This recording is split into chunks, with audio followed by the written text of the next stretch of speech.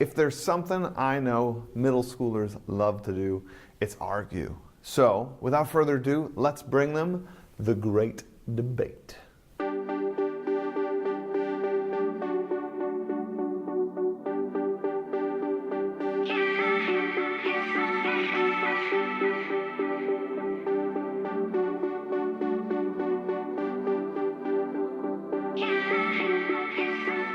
Two sides. We have Athens, we have Sparta, we have me, the judge. It is going to be fantastic. This simple debate is something that you could add to your class with ease. Really, it could work in an English class, a science class, a math class. It doesn't matter. Just anything that would have two sides. The format for this debate, super simple. This simple form is all I need to score this debate because it is so simple. What we have an opening statement, a closing statement, and each round I gave the kids different topics they could choose from. Now one side gets to select the topic that they want to present on for that round. In that round, they have 1 minute to present all sorts of positives about their city-state in this one. And then the other side has about a minute to put together a response. And then they only have 30 seconds to give that response.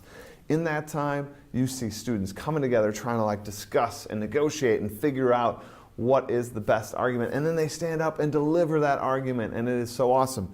Each round gets scored between 0 and 3 points. So on the round that your team selects, you are hoping to obviously present your best argument and score the 3 points. On the round that you are rebutting that argument, it is really hard to earn 3 points because A, that other team chose the topic. B, you only have 30 seconds to respond and try in kind to show how you're awesome in that particular category.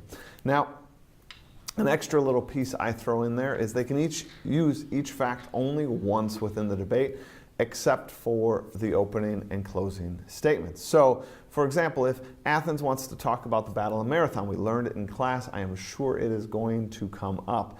Kids love to use the Battle of Marathon as an argument, but if they're going to use that in, let's say, their strength, if that's going to be like their fact they use in the military category, then they can't use it in another category. When we get to sort of amazing people, and then they want to talk about all the amazing Athenians that were at the Battle of Marathon, that fact has been used. So they have to go out and do research, find other battles, other examples to sort of sprinkle throughout their debate. And it is fantastic to see this. And like I said, easy scoring mechanism, because like I said, I as the judge score from 0 to 3 per side. So boom, that Spartan side makes a great debate. And boom, I give them 3 points. And then it is the Athenian rebuttal. And they actually managed to piece together great examples of their military presence.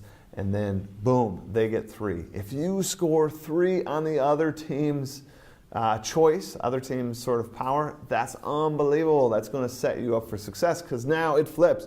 Now the Athenians get to choose a topic for the round, and then after they choose the topic, they present on that topic, then the other side has that 30-second rebuttal, and the odds are you're going to lose the round. You're not going to score as many points on the round that you're not selecting the topic.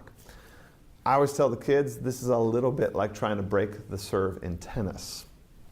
If you can score that point when the other guy's serving, you're probably going to win the match because you kind of won a point you shouldn't have. Now, props aren't necessarily needed, but if you can pick up a little gavel and hammer, I'll link one below from Amazon. It just adds that little extra detail as the judge. It sort of puts you up there. Think about adding those kind of details. Those are those little bits that you can add to a gamified class to bring it up. And this lesson is another one of those perfect ones that are for the gamified class or the non-gamified class. It could work in anybody's class. Just sort of set those arguments in place. Now, what do I do with the students, right? You have 10, 15 students aside, but you might only have 1 or 2 students presenting the argument. There are lots of ways to do this. So I have had it where they just sort of come up, command this space, and kind of like a courtroom, and only have one person presenting, but the whole team in that sort of minute and a half where they had to like put their arguments together, the whole team works together. So you have these like researchers that work on things, get that to the person and sort of say, like, this is the argument we should make. And then that one person, boom, stands up, commands the space. It is really, it's really epic to see at least a sixth grader kind of command that space and talk to the other side. The other way I've done this debate, and it has worked really nice, if you want to make a sort of a back channel communication, so using something like Selly or there's lots of them. Use a back channel communication, and what I did is put 2 chairs in the center, or 4 chairs in the center, 2 for each team, and have one team sitting up there, the other team sitting up there, and then their back channel communication back to their team is pumping them with information that they could use. Sending them like, say this, say this, say this, say this. Now, if it's the team that is currently presenting, what they do is you have one person saying the argument while the other person is getting all that back channel communication and telling the main person, like, hey, add this one thing to your argument, right? They're kind of curating that information and giving it just when needed to the person making the argument. The other side is just constantly sending information to the people because they're about to have to make their argument. So these are like, hey, they said this isn't true, or hey, we found this research that would sort of debunk that sort of angle that they're taking. Either way, everyone's sort of involved. It's a great, great day. The students love it. And like I said at the beginning, kids just like to sort of argue. So why don't we put them in a curricular sort of situation where they get to do just that? So thanks for watching this. As always, if you could kind of ding that bell so that you get notifications when I put out my next video. If you could smash that subscribe button so that you can be part of this wonderful community.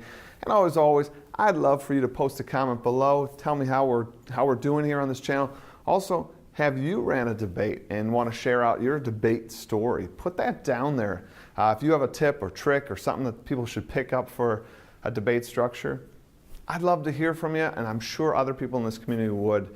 So as always, stay tuned till next time. Take care.